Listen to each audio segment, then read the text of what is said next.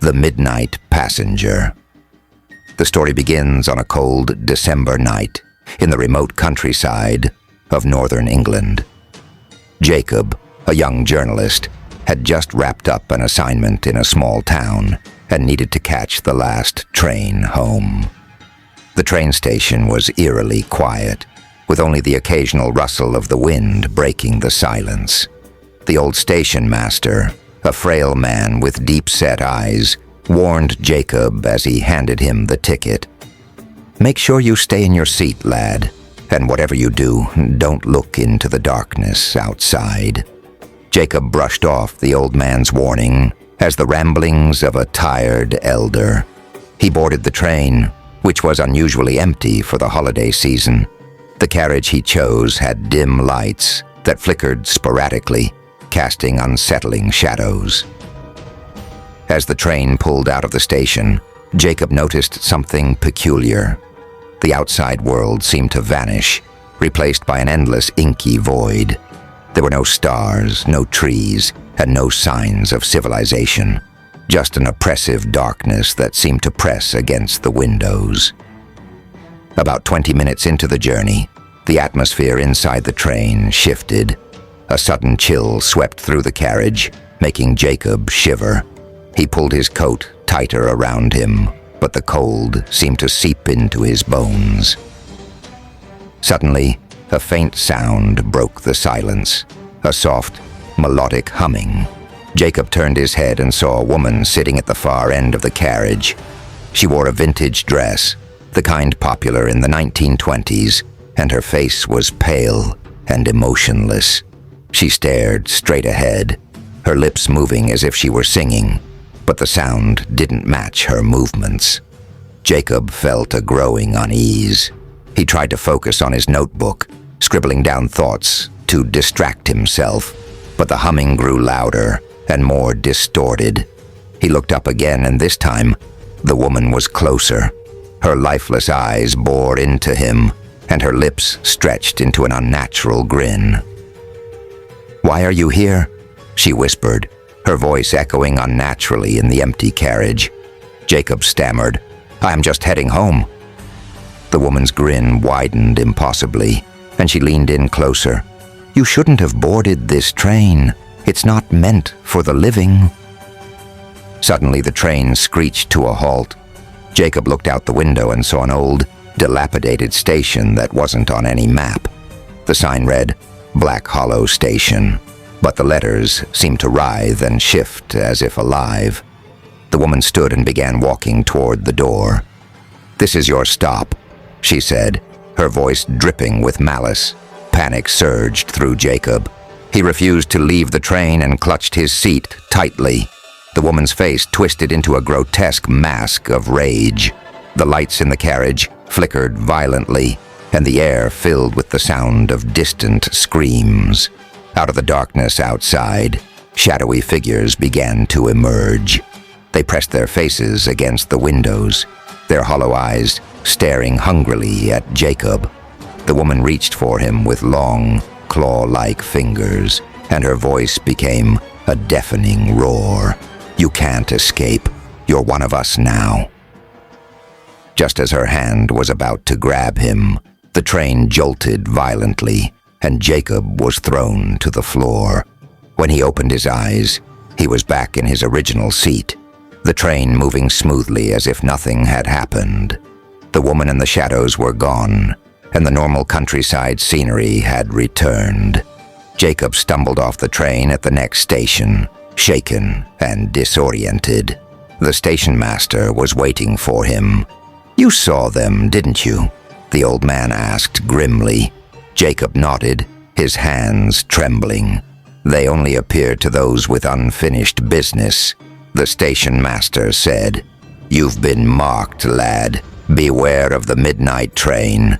It'll come for you again." From that day on, Jacob avoided trains entirely. But every night at midnight, he could hear the distant sound of a train whistle, growing louder and closer with each passing day. The Midnight Passenger. Part 2.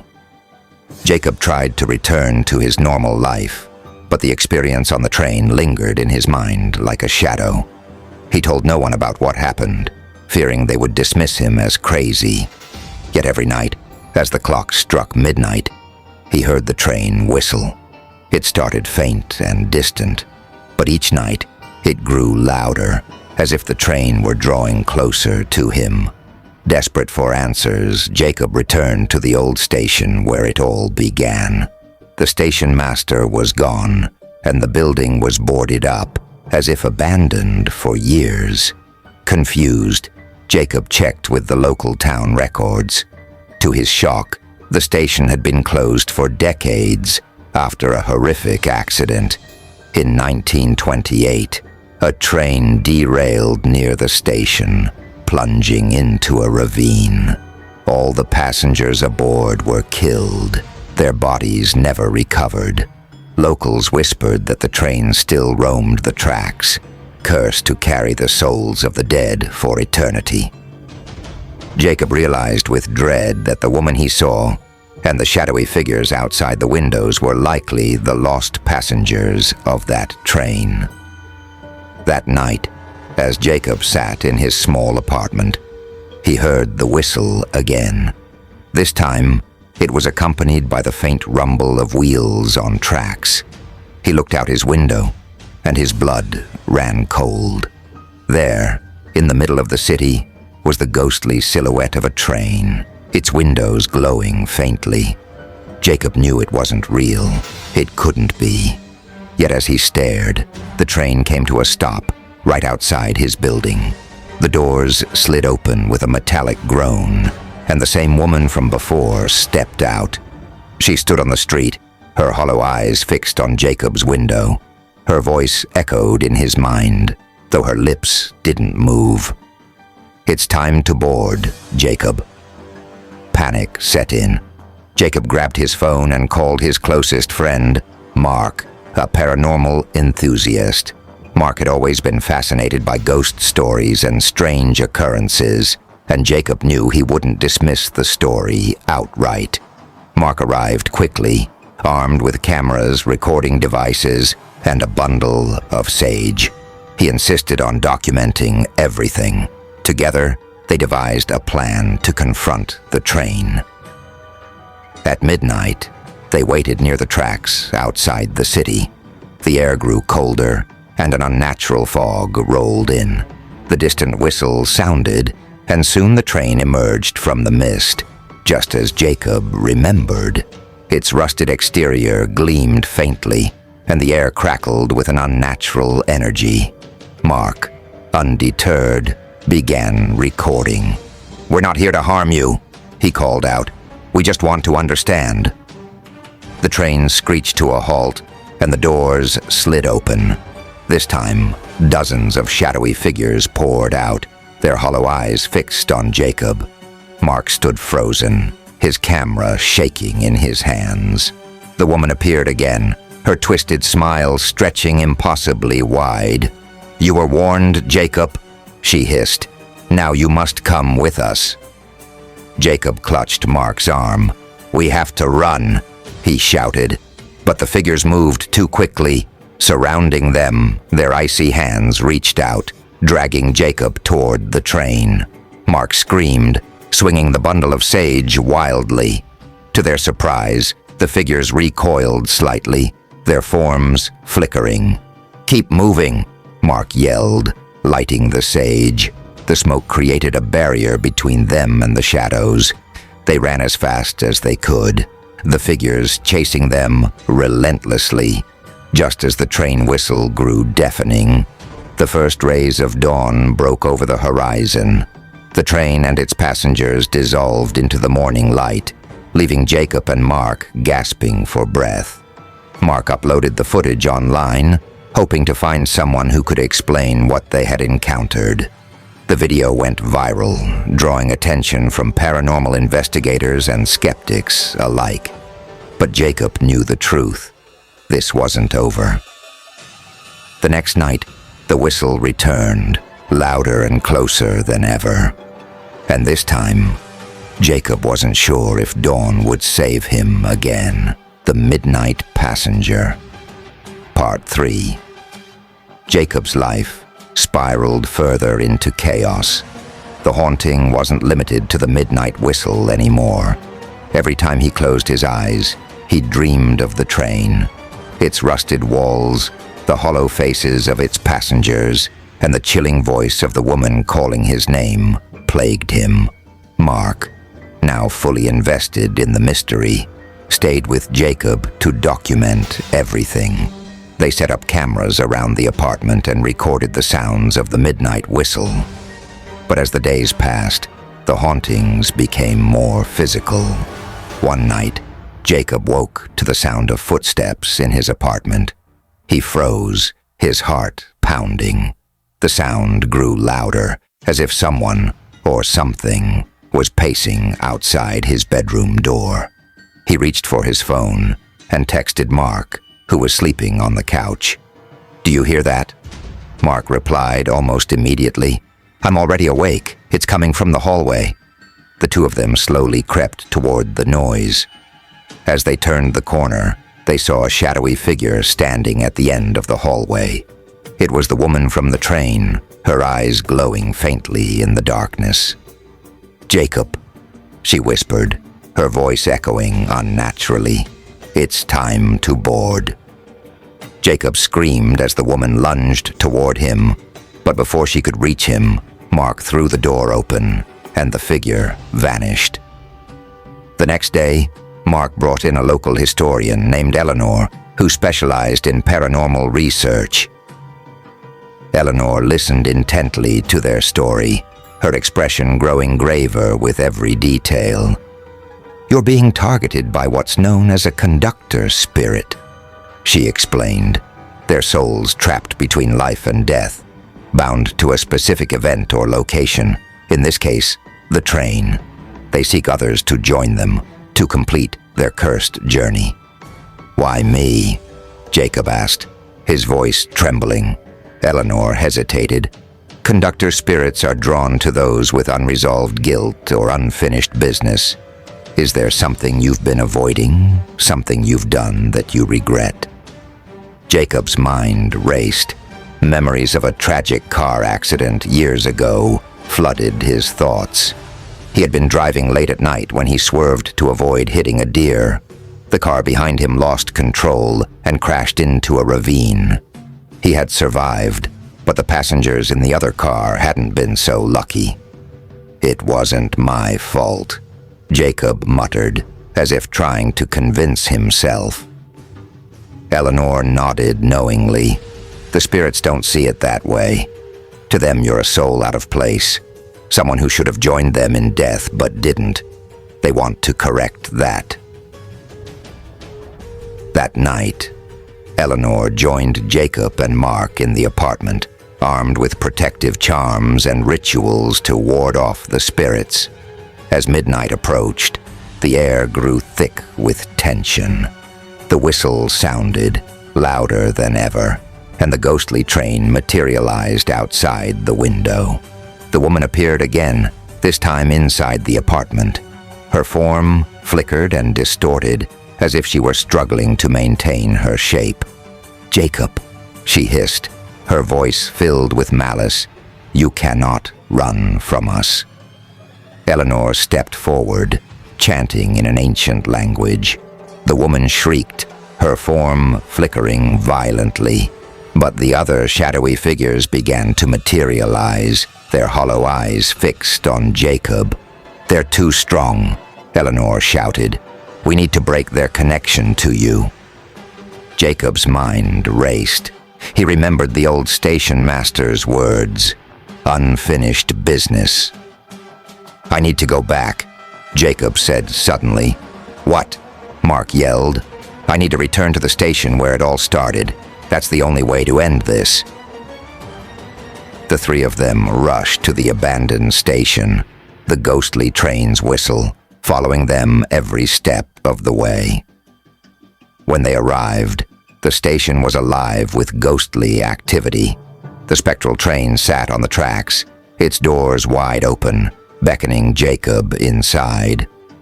"This is it," Eleanor said. "You have to face them." Jacob hesitated, his legs trembling, but he knew he had no choice. He stepped onto the train, the doors closing behind him with a deafening clang. The interior of the train was a nightmarish landscape of twisted metal and ghostly figures. The woman stood at the center, her face now a grotesque mask of rage. "You can't escape," she snarled. "You belong to us." "No," Jacob shouted, his voice echoing through the carriage. "I'm not running anymore." He confronted the woman, pouring out his guilt and regret over the accident. "I'm sorry for what happened. I've carried this burden for years, but I can't change the past. I won't let you take my future." The woman's form began to waver, her rage turning into something resembling sorrow. The other figures faded one by one, their hollow eyes closing as if finally finding peace. The train began to shake violently, and Jacob felt himself being pulled backward. Suddenly he was standing outside the station. The train and its passengers gone, Eleanor and Mark ran to him, relief etched on their faces. "It's over," Eleanor said. "You've broken the curse." But as they walked away, Jacob couldn't shake the feeling that it wasn't truly the end. In the distance, faint and haunting, the midnight whistle sounded once more. The Midnight Passenger. Part 4. The Final Journey. Jacob thought the nightmare was over, but the faint whistle he heard that night lingered in his mind like a warning. The days passed without incident, and for a brief moment, he allowed himself to believe he had escaped. Yet deep down, he knew the train hadn't let him go entirely. Mark and Eleanor stayed close, monitoring Jacob for any signs of the haunting's return. But as the days turned into weeks, Jacob began to notice subtle, unsettling changes. The clocks in his apartment would stop at midnight. He would wake up with dirt on his shoes, though he hadn't left his home. And then one night, he found a train ticket on his nightstand.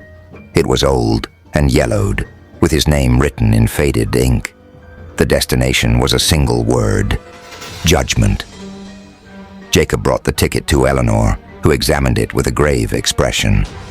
"This isn't just a haunting anymore," she said. "This is a summons." "A summons?" Jacob asked, his voice trembling. Eleanor nodded. "The train isn't just a cursed vessel. It's a bridge between the living and the dead. By stepping aboard, you disrupted the balance. Now it's demanding you finish the journey." Mark shook his head. "Number, there has to be another way. We've already confronted the spirits once. We can do it again." Eleanor hesitated. "This isn't about the spirits. It's about Jacob. The train is tied to his guilt, his unresolved trauma. If he doesn't face it, it won't stop until it takes him, or worse." That night, Jacob made his decision. He couldn't keep running. With Eleanor and Mark by his side, he returned to the abandoned station one final time. The air was thick with an unnatural chill, and the fog was so dense they could barely see their own feet. The train was already there, waiting. Its doors were open, and the interior glowed with an eerie light. "This is it," Eleanor said. "If you're going to do this, we'll be right behind you." "No," Jacob said, his voice steady for the first time in weeks. "This is my journey. You've done enough." Before they could protest, Jacob stepped onto the train. The doors slammed shut, and the train began to move, leaving Eleanor and Mark behind in the fog. Inside, the train was no longer the twisted, nightmarish place he remembered. Instead, it was quiet, almost serene. Jacob walked through the carriages, each one showing scenes from his past. He saw himself as a child, laughing with his family. He saw the moment he graduated college, the pride on his parents' faces. And then he saw the accident. The scene played out in horrifying detail. The car behind him swerved, crashing into the ravine. He saw the faces of the passengers, an elderly couple and their young grandson. Moments before the impact, tears streamed down Jacob's face.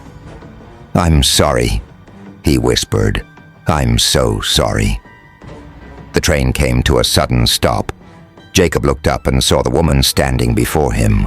Her appearance had changed. She no longer looked twisted and menacing.